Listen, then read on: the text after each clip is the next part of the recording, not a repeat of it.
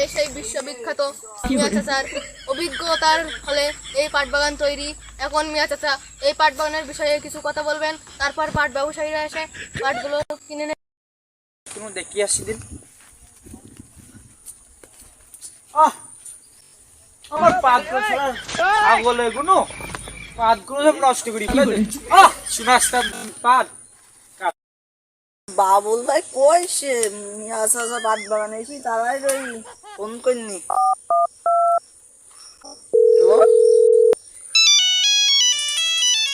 Hello, আমি আসতেছি আর মাত্র 5 মিনিট লাগবে নি। ফোন রাখ।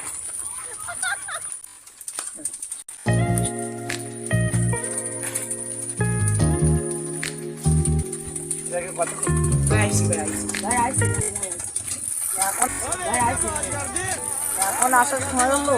ও ভাই মাঝখানে ট্রেন ট্রেন রেডি গেল তো চলো পাট দেখে আসি। চলো চলো পাট দেখি তো হবে। বাবা তোমরা এখন না এইসব তোমাকে জানি কতক্ষণ ধরে দেরি করে রয়েছি। হয় তো দেরি তো হয়ে গেছে, কি করার তো হয়েছে, রাস্তায় তো সমস্যা হইলো।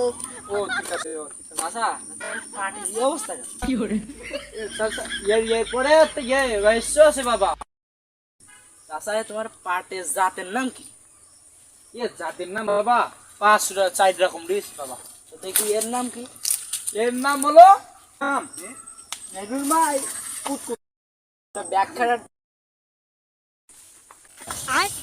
ব্যাখ্যাটা পাটের জাতের নাম আমার বোঝা হয়ে গেছে বাবা। বাবা ও না বুঝতে পারিস না না না না বাবা।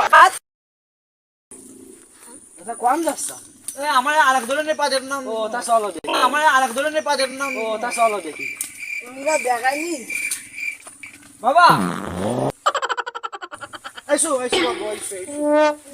চলো তুমি তো দেখালাম আবার টিভিটা। আচ্ছা এই পাটগুলো তো ভালো আসতেছে।